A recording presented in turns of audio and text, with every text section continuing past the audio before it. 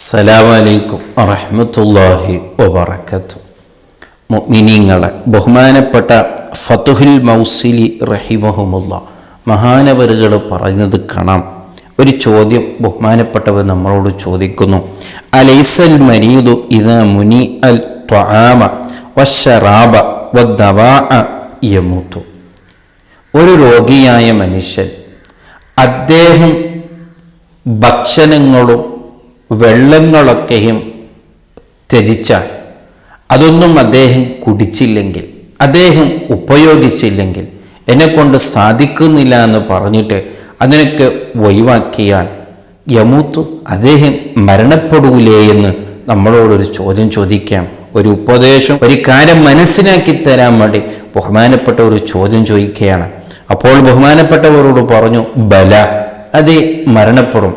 എന്നാൽ മനസ്സിലാക്കണം, കദാലിക്കൽ ഖൽബു, നമ്മുടെ ഖൽബ് അതുപോലെ തന്നെയാണ്.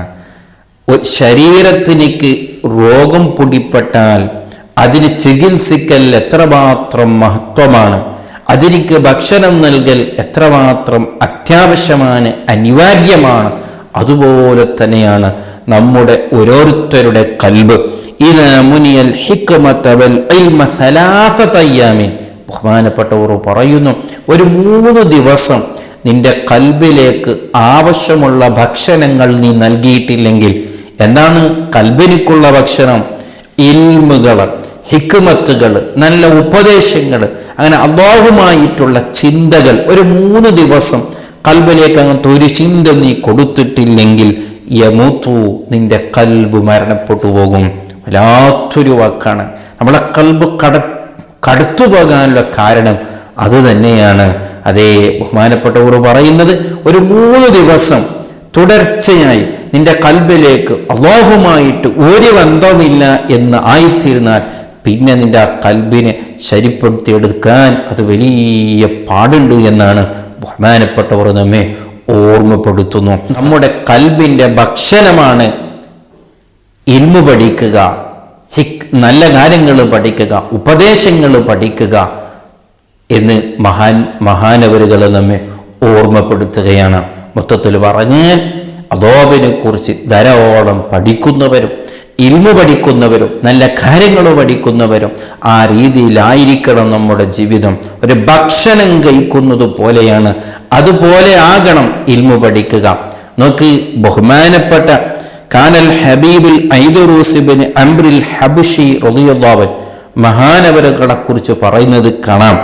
ബഹുമാനപ്പെട്ടവര് യഖൂലു ബഅദൽ ഫറാഗി മിൻ മജ്ലിസിൽ ഇൽമി, ബഹുമാനപ്പെട്ട ഒരു മജ്ലിസിന്റെ ഇൽമിൽ നിന്ന് ഒഴിവായാൽ ബഹുമാനപ്പെട്ടവർ പറയുന്ന ദിക്ർ എന്താണ്?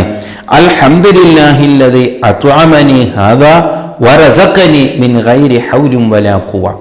ഈ ദിക്ർ നമ്മൾ എപ്പോഴാ ചെയ്യല്? ഭക്ഷണം കഴിച്ചിട്ടാണല്ലോ.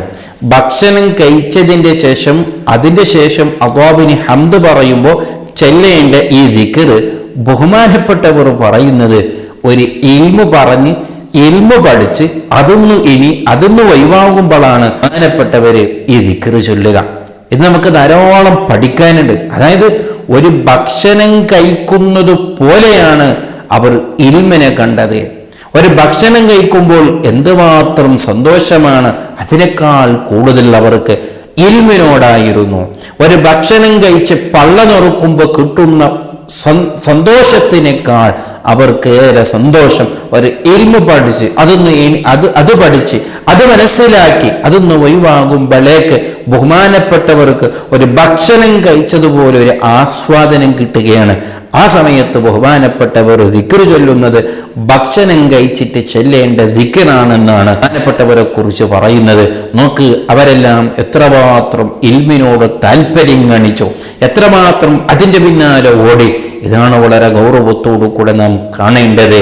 നമ്മളെ ശരീരത്തിലേക്ക് അതിൻ്റെ ആരോഗ്യം നഷ്ടപ്പെടാൻ പാടില്ല എന്ന് കരുതി എത്രമാത്രം ഗൗരവത്തോടു കൂടെ നമ്മുടെ ശരീരത്തിലേക്ക് ഭക്ഷണങ്ങൾ നൽകി നാം സൂക്ഷിക്കുന്നു, അതിനെ വേണ്ടതുപോലെ നാം പരിചരിക്കുന്നു, അതിനേക്കാൾ കൂടുതലായി നാം നോക്കേണ്ടത് നമ്മുടെ കൽബാണ്.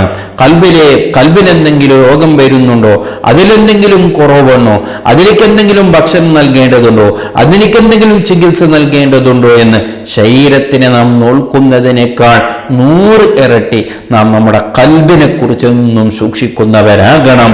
അതിലേക്കൊന്നും ഭക്ഷണം നൽകുന്നവരാകണം, അതിനെയൊന്നും ചികിത്സിക്കുന്നവരാകണം, അതിൻ്റെ കാര്യത്തിൽ വലിയ ബോധമുള്ളവരാകണം.